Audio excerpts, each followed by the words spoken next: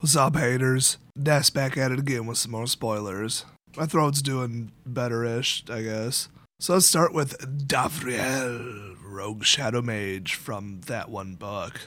So he's a 3 for 3, and at the beginning of each opponent's upkeep, if that player has one or fewer cards in hand, Davriel Rogue Shadow Mage deals 2 damage to them. That is going to, instead of making them discard a card, make them purposely keep cards in hand instead of playing them, unless they want to take 2 damage every turn. That's hilarious. There are very few effects that I can recall from the last couple years that do that. I like that. Oh my gosh, the last card I can remember that does that is Nixathid. That thing is an antique. Then we got -1. Target player discards a card. That is hilarious. So they can try to hold something in hand, but they won't be able to. So the fact that you could do that 3 times in a row and then he just dies, I mean, a triple discard for 3 mana, that's absolutely mental for something that low cost. I mean, that's like aggravating levels of discard. I mean, it's above Mind Rot, it's above Raider's Wake, and then it has a residual ability. I mean, this is completely insane. But wait, there's more. We also have Davriel's Shadow Fugue. Yes, that's how you pronounce it. It's a 4-cost sorcery, so a little more expensive than himself. And then target player discards 2 cards and loses 2 life. Not as good as pretty much every card I just mentioned. So yeah, just play Mind Rot, or actually I totally said the wrong card, Heartless Pillage.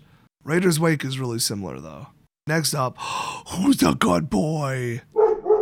It's this guy, because this is Giant Growth.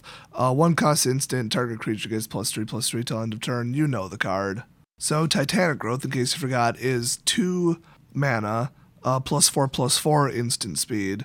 This is the more traditional old school version of it, and it's +3/+3 for half the mana, so still pretty damn good card. I'm glad to see it in standard again. Plus, got a cute little pupper on it. Next up, oh look, it's a cute little pupperino on another card.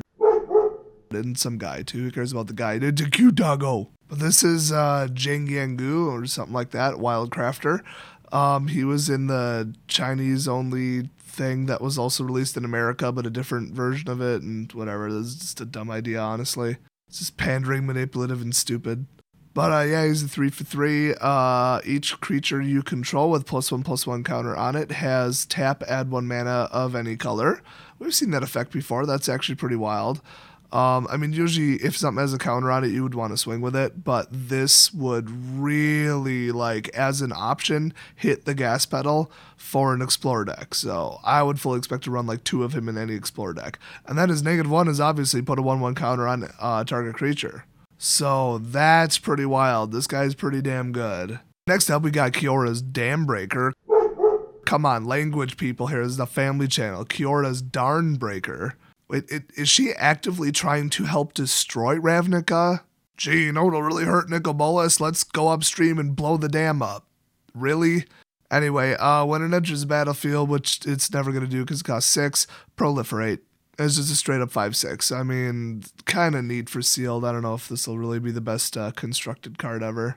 Never know, though. I mean, it's a pretty damn good bodyguard for a Planeswalker, but I'd rather have a 6-cost Planeswalker instead of this. And next up, oh, another good boy. It's MolL, Loyal Champion. He's a legendary creature because, duh, he's a cute-ass little doggo. And he's 4-cost, Vigilance, and Trample. Fun little combo, even though he's only 3/3. But if 1 or more 1/1 counters would be put on MolL, put that many +1 counters on it instead. So automatic hardened skills built right in. That's crazy. The problem is, I mean, green counters right now, it's either Adapt, which you put them on yourself, or Explore, which you put them on yourself. There's very little that puts them on just arbitrary creatures. So, I mean, Simic Ascendancy maybe, but I don't know. This is such a good card, but it's like such a bad time for it. It could be red hot in the future, though.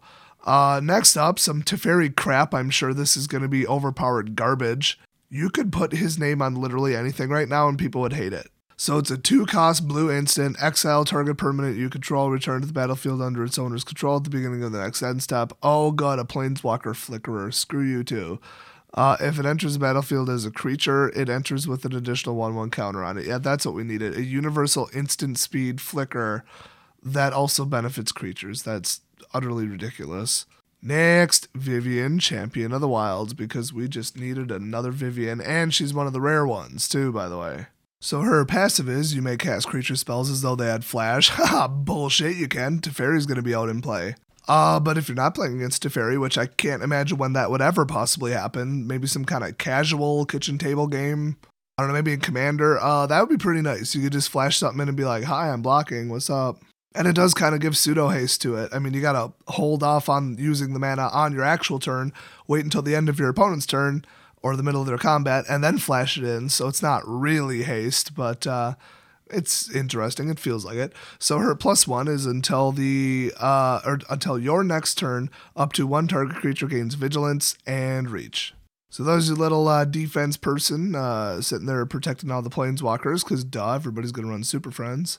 And then her -2 is look at the top 3 cards of your library, exile 1 face down, and put the rest on the bottom of your library in any order. For as long as it remains exiled, you may look at the card, and you may cast it if it's a creature card.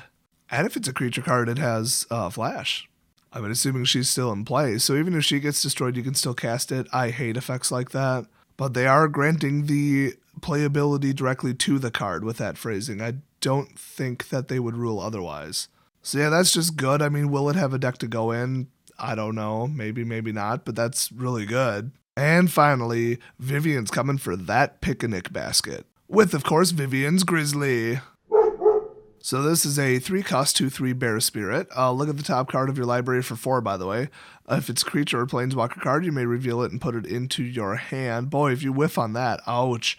If you don't put the card into your hand, put it on the bottom of your library. So if it's a spell of some sort that isn't a creature or planeswalker, so an instant or sorcery, and you really need it, too bad, it goes to the bottom of your library. So you would have to play this in just like a creature deck. But I think with all the cards we've seen so far, the #1 card that's going to absolutely shoot through the freaking roof is Beast Whisperer. That card's just too good to remain low. And it works with mono green, and mono green is actually kind of kicking ass on Arena in the last couple of weeks. So yeah, watch for that.